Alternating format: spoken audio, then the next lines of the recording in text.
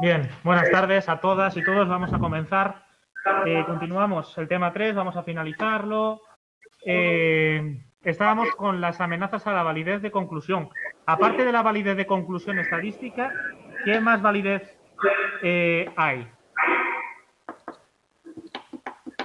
Aquí. ¿Qué? Así, por calentar un poco con una pregunta. Hablamos de varias validez.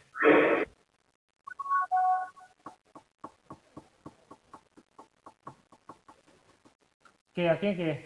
En casa han contestado. A ver.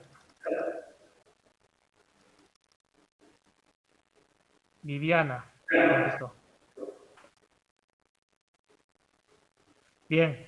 Bueno, acordados de eso, de la validez de constructo, validez interna, validez externa y de conclusiones estadísticas, ¿vale?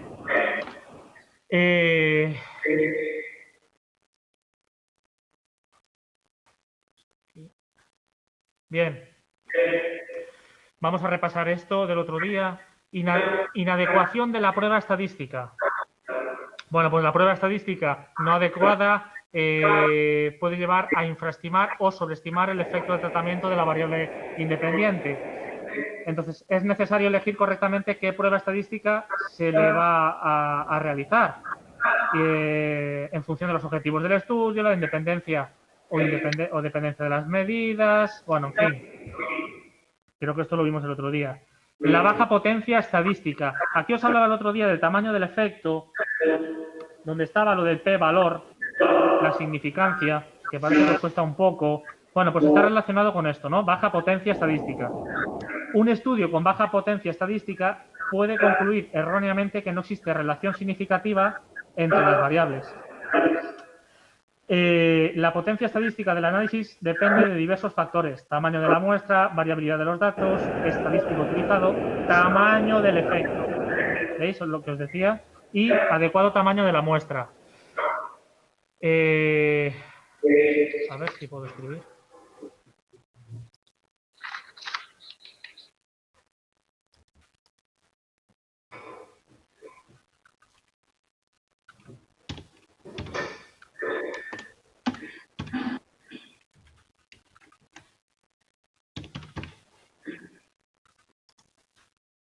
¿Veis esto de aquí? 0,6 superior a 0,5.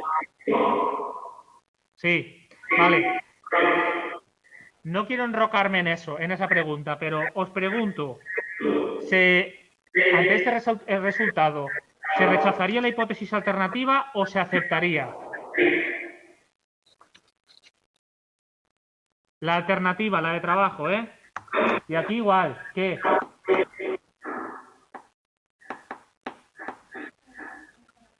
(0,6) nos ha dado el resultado y tenemos un 0,5 de nivel de confianza. Un alfa de 0,5. ¿Se acepta o se rechaza la hipótesis alternativa?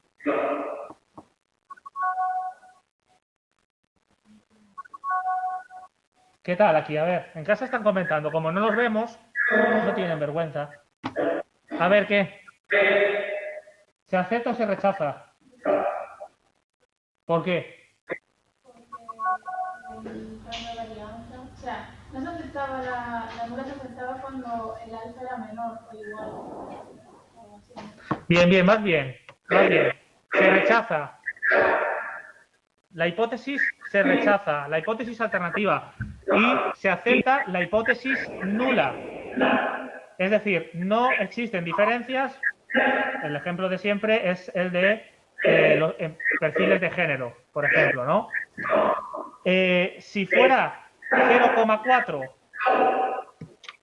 eso es inferior a 0,5, que es el nivel alfa, entonces, ¿qué? ¿Se acepta la hipótesis nula, digo, la alternativa, o se rechaza? ¿Se acepta la alternativa o se rechaza si es 0,4 en vez de 0,6? ¿Se acepta? ¿Se acepta? ¿Alguien dice se rechaza? Vale. Bien. Vale. Pues lo que os comentaba un día del tamaño del efecto y la potencia estadística está relacionado con esto, porque fijaros, simplemente por un decimal, en este caso, rechazamos la hipótesis alternativa o la aceptamos. Si es 0,6, rechazamos la hipótesis alternativa y damos por buena la hipótesis nula. No hay diferencias. Si es 0,4, consideramos que sí que hay diferencias y, por lo tanto, la hipótesis de trabajo la aceptamos. ¿Vale? No nos vamos a enrocar en eso, pero es importante que lo tengáis claro.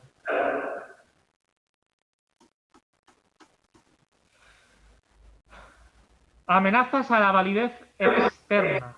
Interacción de tratamiento con la composición de la muestra. El resultado del efecto de tratamiento en muestras con determinadas características puede estar reflejado un efecto particular que no aparecería con otra muestra. Bien, para esto hay distintos tipos de controles. Puede ser el de bloque, aleatorización, que los vamos a ver en el siguiente tema. Bueno, y aquí nos habla de una función de control, sería la representatividad, que estaría relacionada con eso, con esos controles. Representatividad. Pero tenemos interacción de tratamiento, y prestad atención a esto, interacción de tratamiento con la composición de la muestra y, además, tenemos interacción del tratamiento con la situación. Una cosa es la composición de la muestra y otra es la situación del estudio. Y nos dice que una amenaza es el efecto de tratamiento encontrado en un determinado contexto, puede ser particular a ese contexto y no está reflejando el que se encontraría en otro. Cuidar la validez ecológica del estudio. Bien. ¿Qué se refiere a eso? Pues por poner un ejemplo, pues imaginar que estamos en una sala y tenemos una temperatura confort, una temperatura agradable de entre 18 y 22 grados. Bueno, pues se trataría de que esa temperatura fuera para todos o todas las participantes, que no hubiera unos participantes que tuvieran una temperatura de 22 grados y otros de 6 grados, porque a lo mejor podría influir, ¿no? Eso es la validez ecológica del estudio y está relacionada con el contexto o la situación del estudio.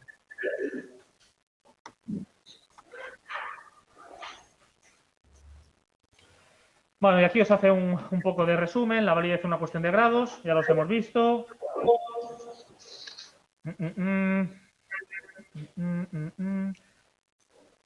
La validez... Bien, vamos a poner el esquema que hice yo, el resumen, brevemente, y pasamos al tema 4.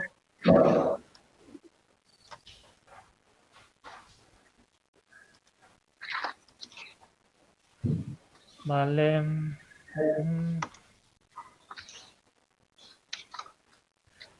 Bueno, esto es importante que lo tengáis, que también puede ser una pregunta y además pues, se puede fallar fácilmente. En la validez de conclusión estadística, lo vimos el otro día, ¿os acordáis? Error tipo 1, error tipo 2. Está relacionado con lo de rechazar o aceptar la hipótesis alternativa. ¿Os acordáis de eso?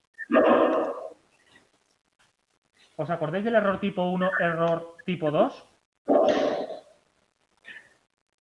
Error tipo 1 es que creemos que las variables covarían cuando no lo hacen, y error tipo 2 es al revés. Creemos que no varían y sí lo hacen. En el error tipo 1, si creemos que covarían, lo que estamos haciendo es aceptar la alternativa porque covarían, hay relación, y rechazar la nula. ¿Ves? Lo tenéis aquí escrito. En el error tipo 2 es al revés. Aceptamos la hipótesis nula y esta es falsa. Es decir, descartamos la alternativa, cuando en realidad sí que hay una asociación ahí, ¿no? ¿Entendéis eso de error tipo 1, error tipo 2? Porque os puede salir un examen y creo que es una pregunta así un poco liada.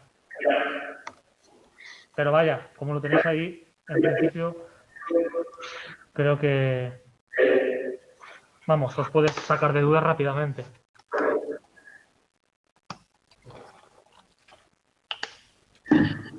Vamos a hacer alguna pregunta. Claro, no leéis, ¿no? Los que estáis en casa leéis. ¿Se os ve bien? Voy a leerla. No. Pero bueno, los que estáis en casa podéis descargarlo. Me refiero, que no tenéis problema.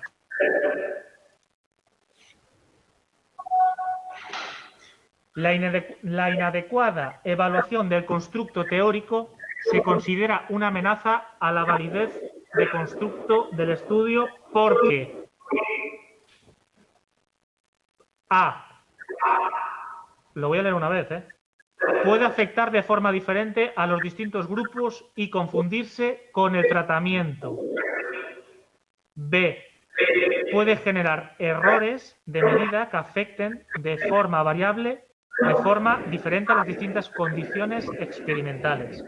Repito, puede generar errores de medida que afecten de forma diferente a las distintas condiciones experimentales, confundiéndose con el efecto de la variable independiente.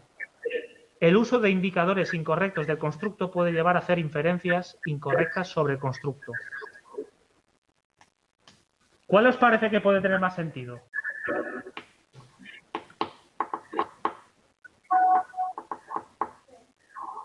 C.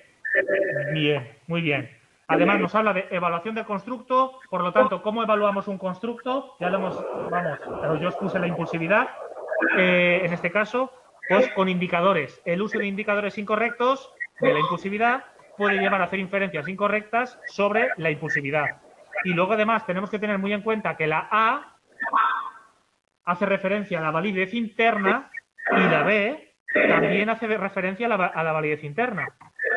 Fijaros, nos habla por un lado de la variable independiente. Cuando nos habla de variable independiente no es asociada a validez interna, pero bueno, es muy probable que esté haciendo referencia a la validez interna. Y luego nos habla de tratamiento, también cuando nos habla de tratamiento es muy probable que esté haciendo referencia a la validez interna. Vale. La validez interna. A. Debe alcanzar un alto grado de seguridad en cualquier tipo de investigación para que ésta pueda ser considerada científica. Es un componente de la validez a considerar y analizar necesariamente en las investigaciones que pretenden extraer conclusiones sobre relaciones causales. Depende básicamente de la representatividad de la muestra respecto a la población de interés. ¿La cuál? Sí. Es un componente de la validez a considerar y analizar necesariamente en las investigaciones que pretenden extraer conclusiones sobre las relaciones causales.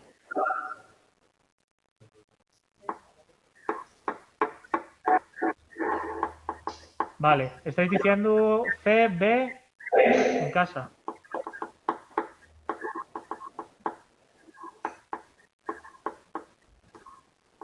Vale, aquí, ¿cómo la ve? Aquí os quedáis con la B en clase. Y en casa, la B. Sí. Vale, es la B. ¿Y la C a qué hace referencia? Que eso lo tendréis que ver ya así de repente. Porque sabemos que es la B. Pero, ¿y la C a qué validez hace referencia? ¿Y en casa? Si no lo habéis escuchado.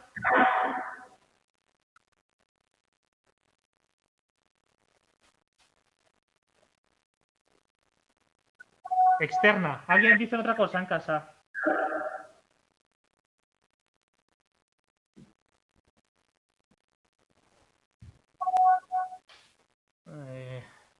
Conclusiones.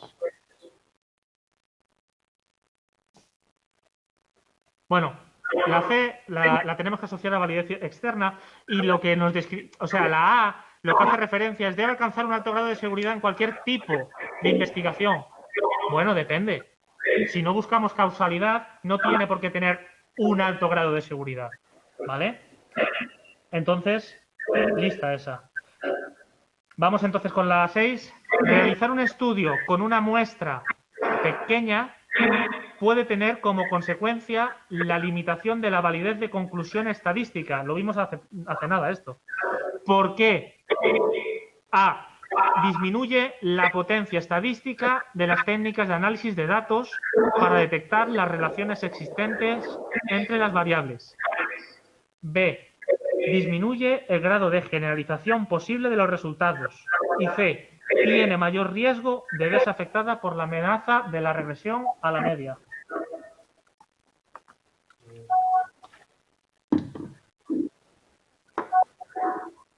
En casa estáis contestando la B. ¿Y aquí? Sí, también. ¿Y vosotros qué?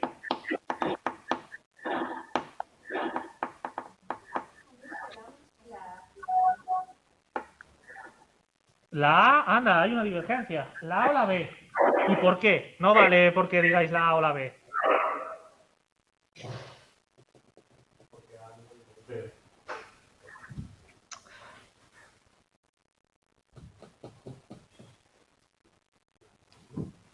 A o B.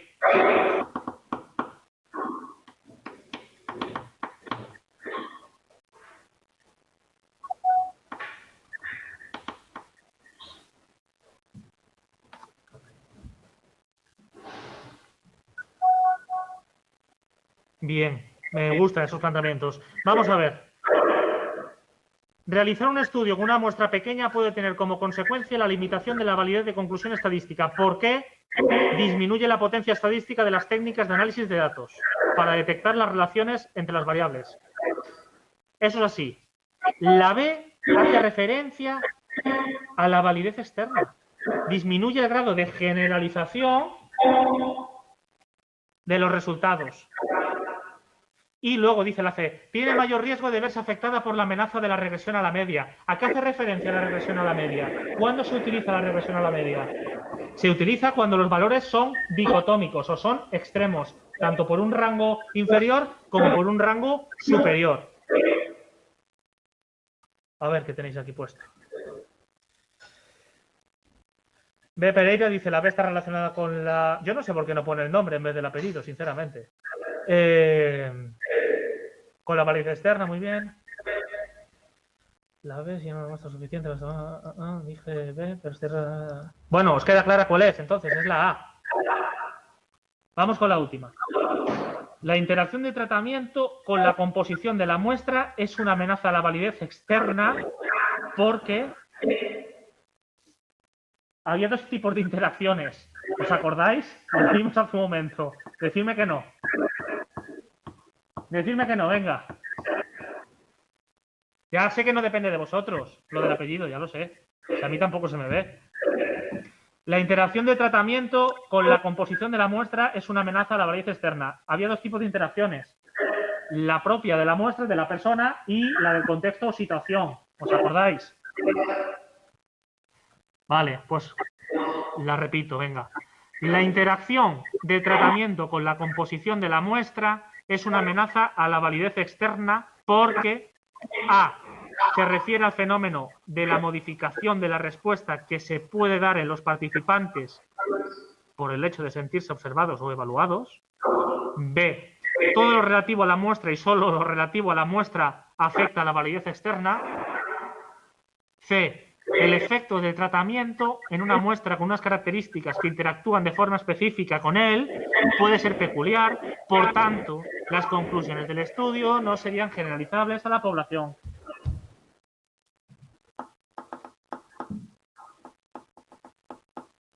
¿Qué? En casa y aquí.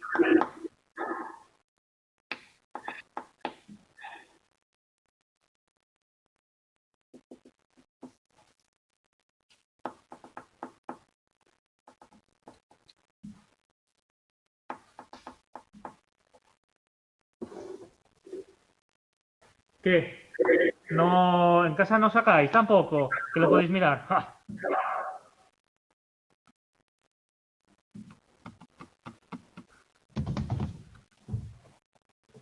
A ver, la más completa, así a todas luces, parece la C, ¿no?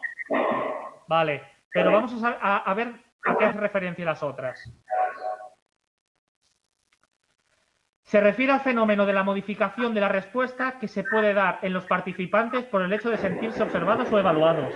¿Qué es eso? Hablamos de un constructo que empieza por R, luego va una E y luego va una A. ¿Cuál es ese constructo? Reactividad. ¿Y ese constructo dónde se sitúa? ¿En qué tipo de validez? Bien, reactividad. Interna, seguro. ¿Creéis que es interna?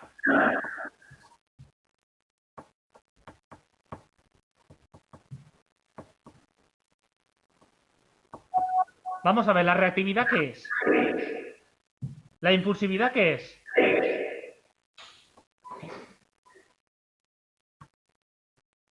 Un constructo, ¿no? Por lo tanto, bien, constructos, bien. Por lo tanto, ¿a qué hace referencia la A? ¿A qué validez? A la validez de constructo. Bien, luego la B. A mí la B es que la B ya me chirría. Todo lo relativo a la muestra y solo lo relativo a la muestra. Y no tiene sentido tampoco. A la validez externa, sería validez interna, ¿no?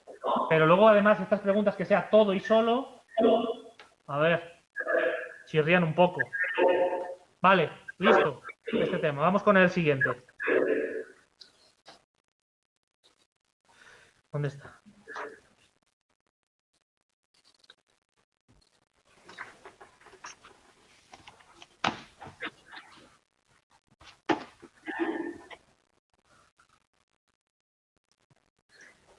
A ver, un segundo que le quite tamaño.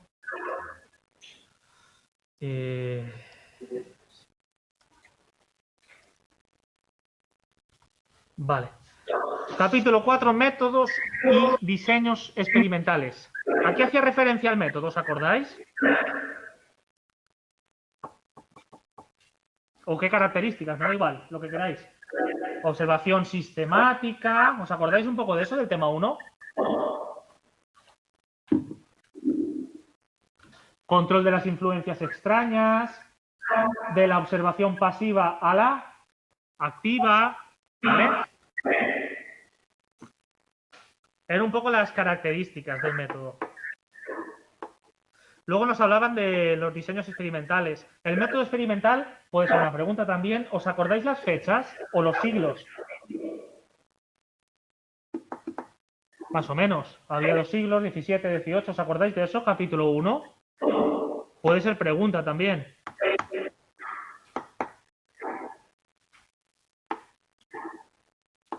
Bueno, vamos a empezar.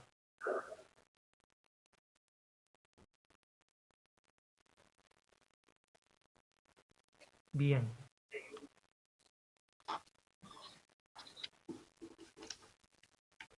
Objetivo, estudio de la relación causal entre variables.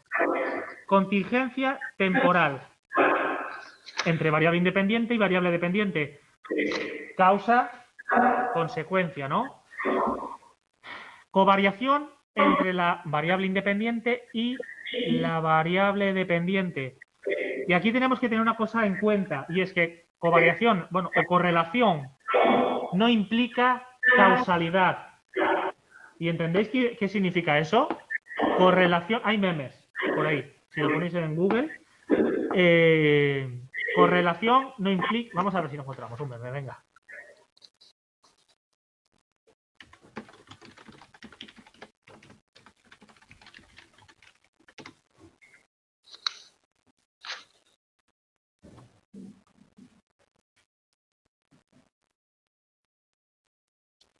Bueno, ya os buscaré yo uno chulo. ¿Pero sabéis lo que significa o no?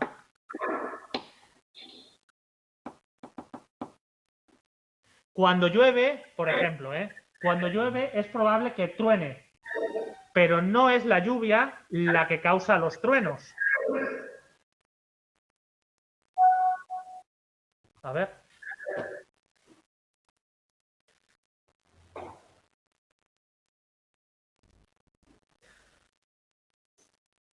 Sí, que hay una asociación entre la una y la otra. No quiere decir que sean causales, sí.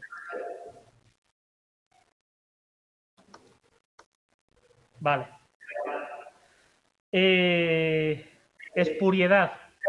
No espuriedad. ¿Qué significa eso? ¿Qué significa espúreo? fingir o mentir, algo así, ¿vale? Fingir. Vamos a pensar qué significa fingir. Por lo tanto, que no sea espurio, ¿qué significa en este contexto? Que no se puede atribuir a otras cuestiones pues esa contingencia y esa covariación. Es decir, las consecuencias de la variable independiente sobre la dependiente, ¿vale? Son requisitos, ¿vale? Acordaros, contingencia, covariación y no espuridad, requisitos de la causalidad. Este tema es bastante largo, ¿no? ¿Habéis llegado a ese tema por vuestra cuenta? Porque deberíais llegar, ¿eh?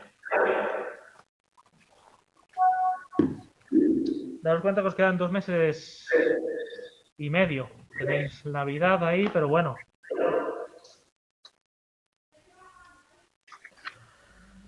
Bien, características del método. Objetivo, estudio de las relaciones causales entre las variables y con las condiciones. Pues eso, tiene que haber una manipulación intencional de la VI, análisis de la covariación entre la VI y la VD y control experimental. Control experimental para minimizar pues, los efectos de las variables extrañas. Control experimental para minimizar los efectos de las variables extrañas. Pasamos.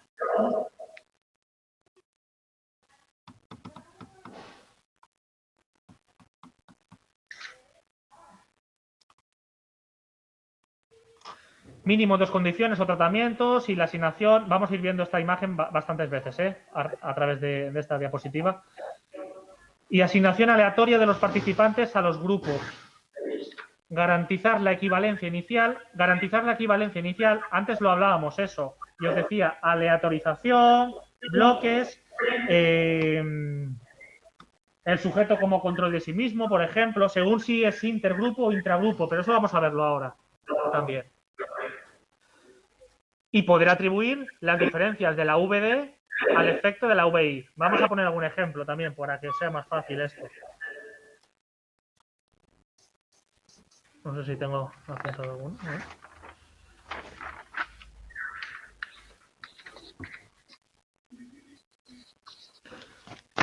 Bien.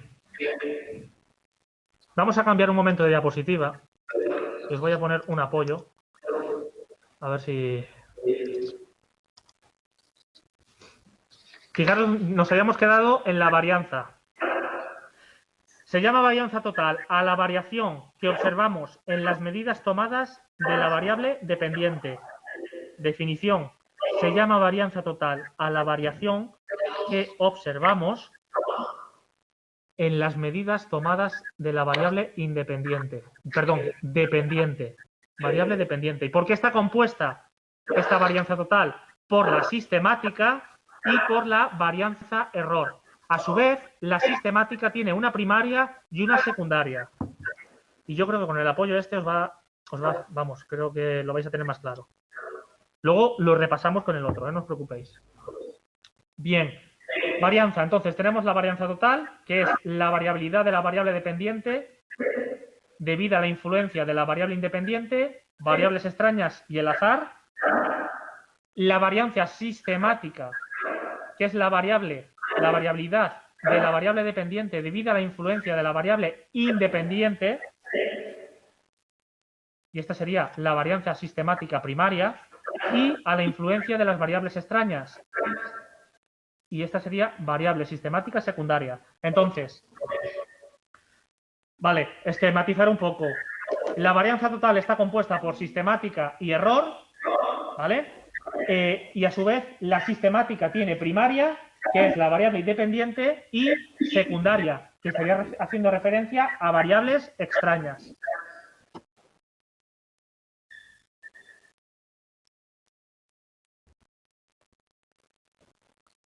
Bien, ¿ves? Primaria, variable independiente, secundaria, variables extrañas.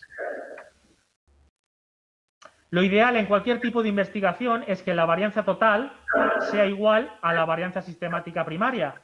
Es decir, que no existan otras variables extrañas que tengan influencia. Pero como esto no es posible, es necesario utilizar el control basado en el principio de maximización, minimización y control. ¿Lo habéis leído ya, el principio este? ¿En casa? No.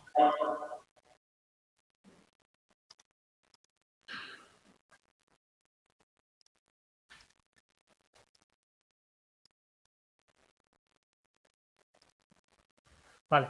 Este principio consiste en aumentar, lo tenéis en el libro, ¿eh? Este principio consiste en aumentar la varianza sistemática primaria, que hacemos referencia a qué con la primaria. Exactamente. Minimizar la varianza error y controlar la varianza sistemática secundaria.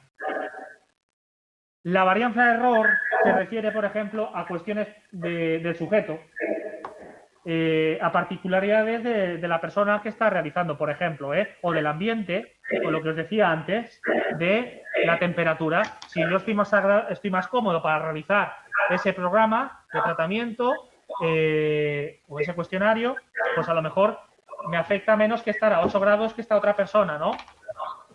Eso son cosas que tenemos que controlar. Bien, maximizar la varianza sistemática primaria, maximizando el efecto de la variable independiente. ¿Cómo? Utilizando valores extremos si la relación entre las variables es lineal y valores intermedios si, esto lo vamos a ver también luego, si la relación no es lineal.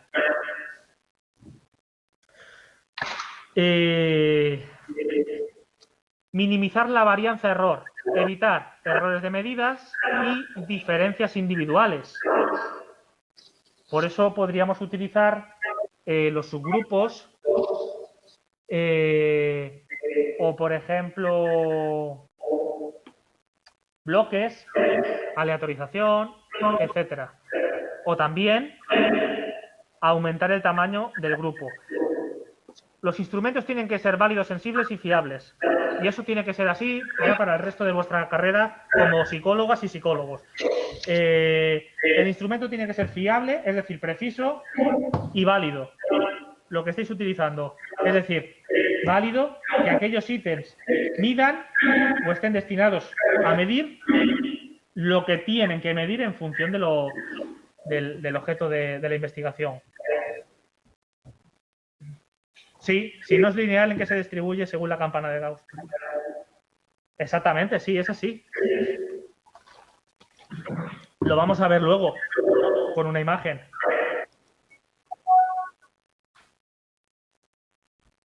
¿Cuándo la relación entre las variables es lineal? A ver. Fijaros, a mayor número, estoy inventando, a mayor número de kilómetros, mayor gasto de gasoil. ¿Eso qué es? ¿Curvilínea o lineal? A mayor número de kilómetros, mayor gasto de gasoil. ¿Y cuál es la variable dependiente y la independiente? Venga. Sí, exactamente, es así. ¿Pero os dais cuenta? A mayor número de kilómetros... A ver, que lo puedo dibujar. Ahí lo veis también, ¿no? Sí.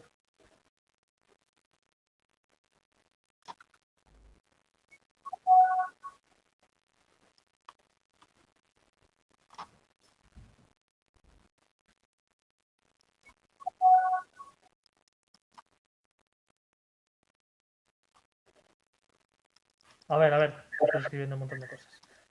Vale, fijaros, ¿no?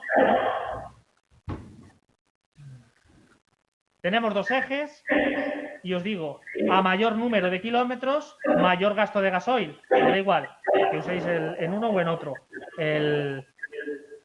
La gasolina o el kilómetro. ¿Lo entendéis? ¿De qué depende el gasto de gasoil? Claro. ¿Y entonces cuál es la variable independiente? El número de kilómetros. Muy bien, ya eso ya lo habéis pillado, ¿eh? Pues vamos a volver a hacer entonces lo de la significancia. Bueno, seguimos, venga. Vale, esto sería una relación lineal. A ver, dejarme borrar aquí este desastre. Vale. Bueno, controlar la varianza sistemática secundaria, que hace referencia a la secundaria a...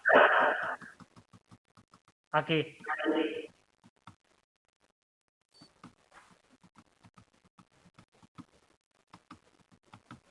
Muy bien, variables extrañas. Vale, una variable extraña también puede ser, por ejemplo, el sexo, el género. No solamente puede ser la temperatura del sitio, ¿eh? Fijaros, evitando las posibles variables extrañas que provienen del sujeto, ambiente, procedimiento experimental, experimentador. Técnicas de control. Y están ahora explicadas. De la varianza sistemática primaria, valores de la variable independiente, valores medios, varios valores. Varianza secundaria, pues bueno, una serie de técnicas de control que vamos a ver ahora.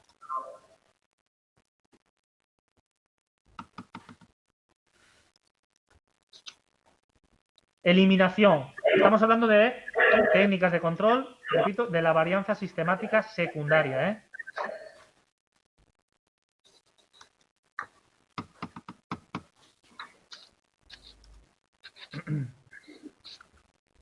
Por ejemplo, a la hora de formar los grupos, se eliminan sujetos muy mayores y eliminamos sujetos muy jóvenes.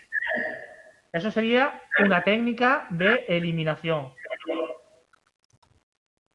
Constancia. Por ejemplo, en todos los grupos tiene que haber la misma cantidad de jóvenes, hombres, edad madura, mujeres. Constancia. Yo creo que también un poco en función de la palabra, la definición, os podéis hacer una idea. Balanceo o equilibración. Mantener constante el mismo valor de las variables extrañas en todos los grupos. Bueno, hemos identificado una variable extraña, vamos a intentar mantenerla estable en todos.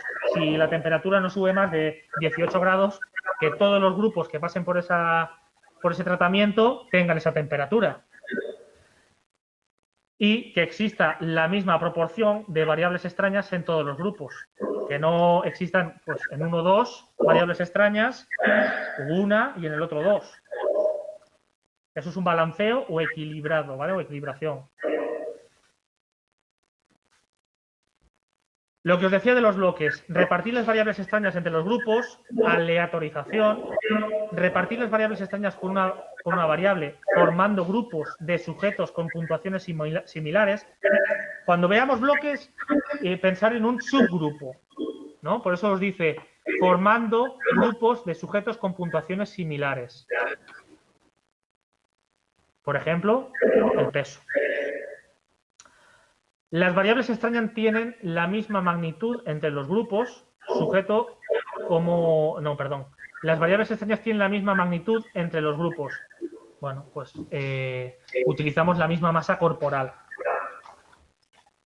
Y luego el sujeto como control de sí mismo, como os he dicho antes, solamente es para los estudios intrasujeto, no inter, ¿vale? Los mismos sujetos pasan por todas las condiciones experimentales. Pero lo vamos a ver otra vez después. Problemas con el control intrasujeto. Prueba de coordinación visomotora y alcohol. Un solo grupo pasa por todas las condiciones. ¿Qué pasa? Pues imaginaros que se tienen que tomar 10 centilitros de alcohol, 15, 20, 25, 30.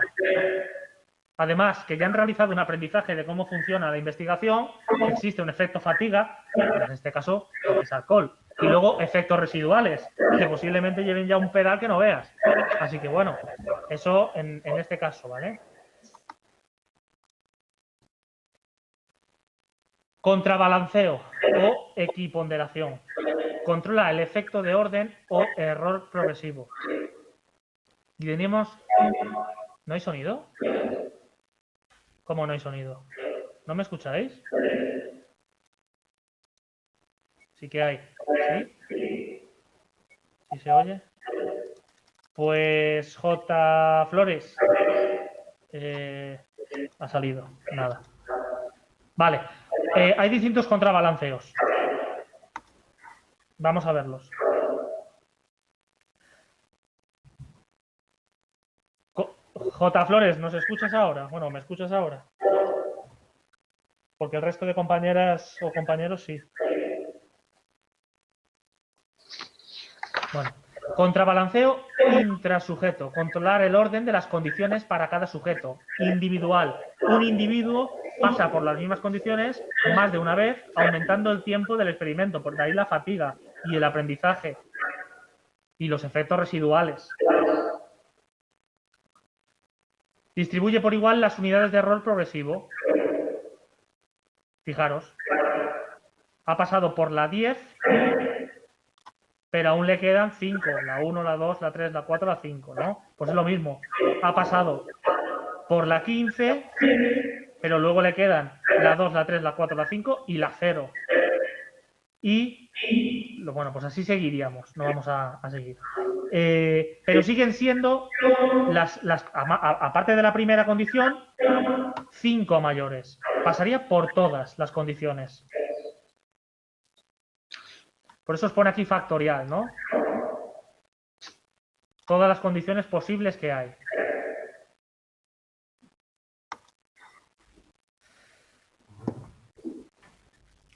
Otro balanceo, intragrupo, cuadrado latino. No estamos hablando de intrasujeto, sino intragrupo, al grupo entero. Cada condición aparece solo una vez en cada secuencia en una posición distinta.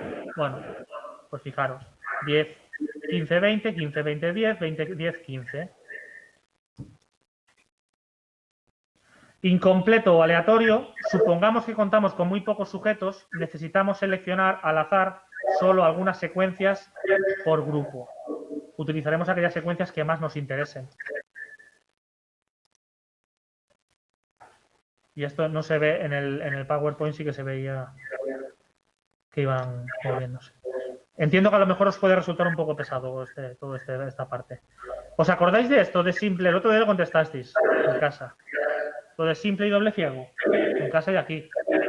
¿Os acordáis a qué hacía referencia?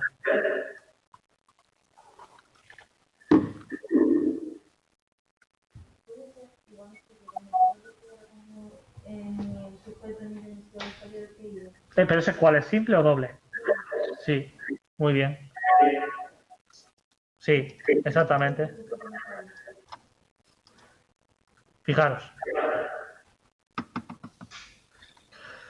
Simple, el participante no sabe en qué condición, cuál es la situación, etcétera. Doble, ni el experimentador ni el participante conocen la condición, la experimentación, la hipótesis, etcétera. Sistematización de la variable extraña. Convertir la variable extraña en una variable independiente. Bien, vamos a pararnos ahí un momento. Convertir la variable extraña en una variable independiente. ¿Cómo se podría hacer esto? Pues imaginaros, ahora que viene Navidad, ¿no? Y están haciendo un estudio sobre juguetes. Están viendo la publicidad de los juguetes. Los niños. Y entonces aquí podemos considerar como variable extraña el género, por ejemplo. Entonces, parece muy lógico cuando hablamos de diferenciar el perfil en función del género, convertir el género en una variable independiente y entonces ver por qué se orienta cada género, ¿no? Eso podría ser, por ejemplo, convertir la variable extraña en una variable independiente. Cualquier cosa que pueda afectar la podemos llegar a convertir, si el objeto de la investigación lo requiere o consideramos interesante, en una variable independiente, porque está teniendo cierta repercusión en este caso, la elección del juguete. ¿De qué depende la elección del juguete? pues bueno, pues además de las propias características que tenga el juguete, a lo mejor también depende del género, ¿no? Pues habrá que verlo, no lo sabemos. Os ponía algo así como una pregunta, la atención de la publicidad, y os ponía algo de la altura. ¿Os acordáis de esa pregunta? Pues era un poco en relación a eso también. Estadísticas. Uso de procedimientos estadísticos para separar el influjo de la variable independiente sobre la variable dependiente del influjo de variables extrañas. Bueno, esto no le prestemos más y vamos a otra vez al esquema básico. Vale, volvemos. Entonces, aquí.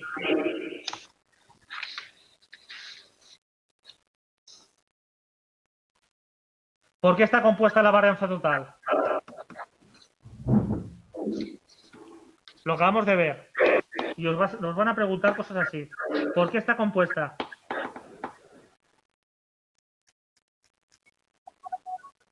Muy bien, muy bien. Por la varianza sistemática y la de error. Y la sistemática, a su vez, ¿por qué está compuesta?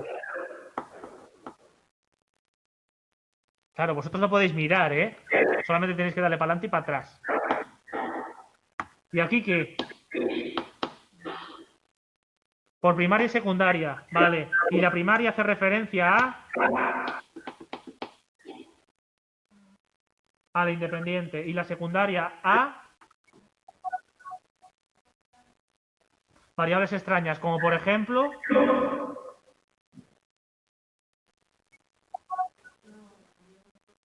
Muy bien, muy bien. Vale, genial.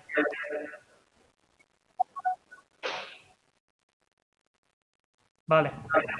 Pues entonces tenemos eso, la varianza total, compuesta por varianza error, varianza sistemática y a su vez la varianza sistemática... Sí.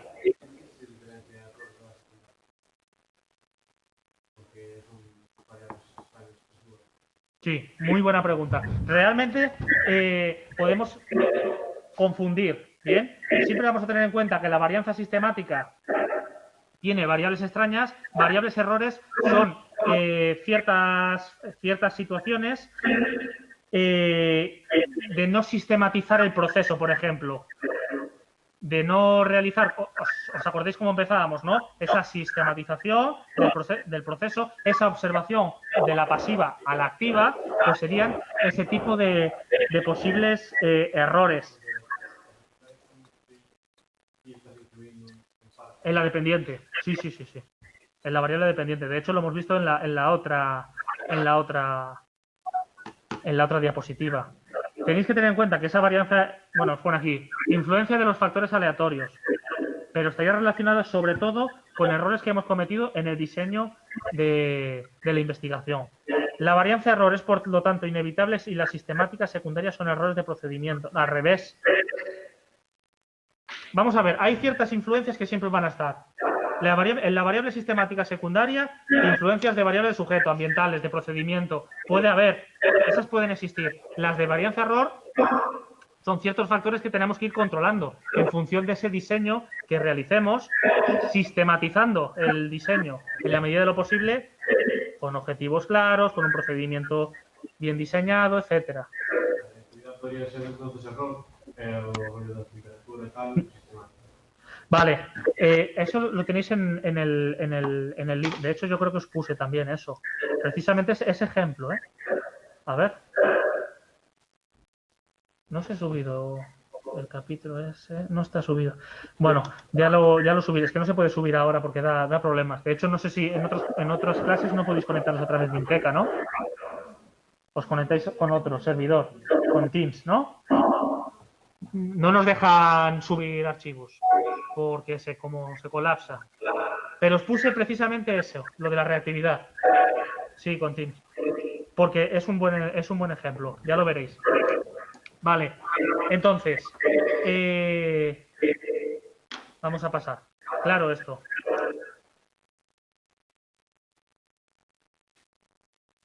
Vale, el principio max min con ya lo hemos visto. maximizar la varianza sistemática primaria, adecuando la selección de los valores de la VI, controlar la varianza sistemática secundaria, control de las variables extrañas y minimizar el error. Pues eso, que utilicemos unos instrumentos en la investigación adecuados, válidos, que utilicemos en la medida de lo posible una muestra que sea acorde con lo que queremos buscar, hipotetizar, que las instrucciones que les demos a las personas sean, pues bueno, claras y escritas, tendremos menos errores.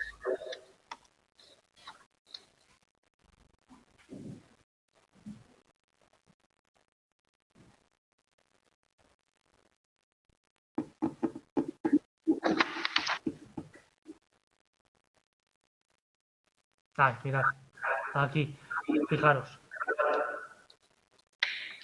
Esto es lo que yo representaba antes, ¿no? A mayor número de kilómetros, mayor gasto de gasoil. ¿Lo veis? Pero os lo pone aquí abajo.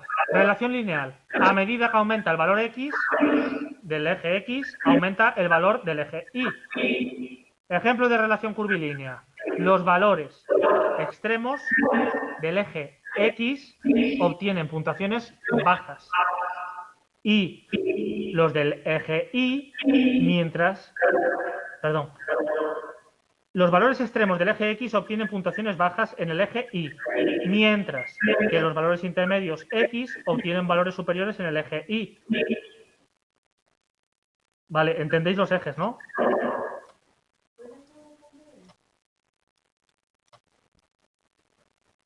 Así, ¿lo veis así? Fijaros. Los valores extremos del eje X obtienen una puntuación baja, mientras que los valores intermedios X obtienen valores superiores en Y. ¿Vale? ¿Qué? ¿Perdón? ¿Cómo? Un ejemplo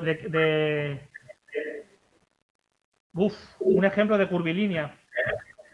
Es que este es muy... habría que saber por qué hace ese efecto. Es decir, lineal es simple, pero un curvilíneo sería ajustado un poco a que no te lo esperas que tenga ese efecto. Ya. Yo lo enfocaría por educación, a nivel educativo, a nivel de un programa de tratamiento de refuerzo escolar, por ejemplo. Pero habría que elaborarlo. No lo sé. No lo sé porque no es algo habitual tampoco. No lo voy a pensar.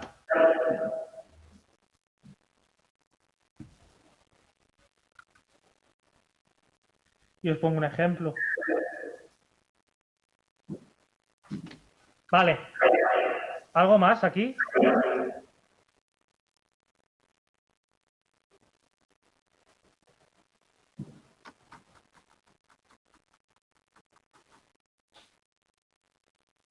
Las técnicas de control, las acabamos de ver. Para todo tipo de diseño, eliminación, constancia, simple y doble ciego, sistematización de las variables extrañas y técnicas estadísticas.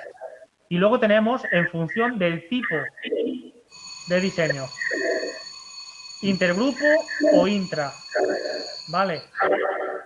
Y esto sí que os pueden preguntar si la aleatorización, por ejemplo, forma parte de intragrupo. No, ya tenéis que daros cuenta. Intergrupo. ¿Para qué vamos a aleatorizar dentro de un mismo grupo? Habrá que aleatorizar en los distintos grupos. Y además tendremos que usar esos subgrupos para equipararlos en función de, por ejemplo, el peso. Pues utilizamos los bloques. Acordaros, bloques, subgrupo.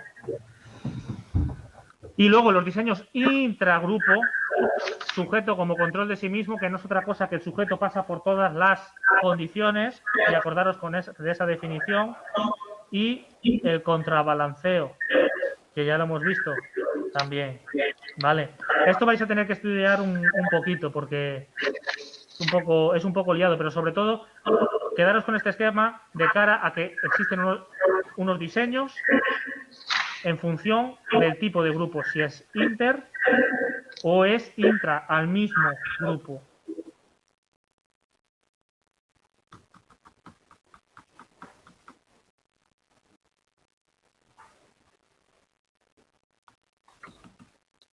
Vale, nos vamos a quedar aquí, pero bueno.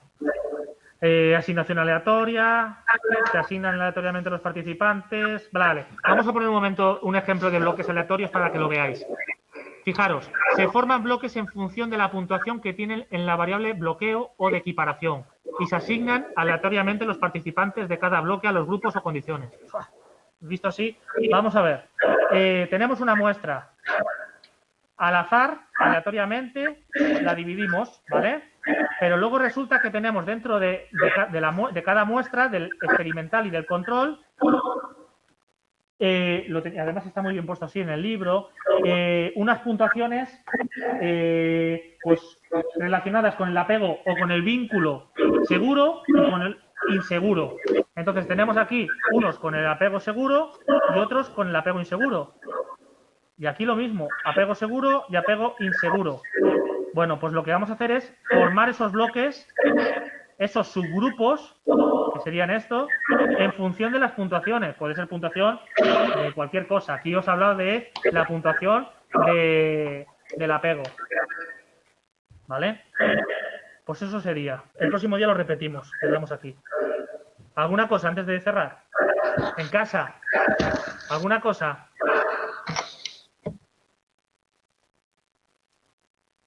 ¿Y aquí? Nada. Listo. Vale, pues me apunto lo del ejemplo de curvilíneo.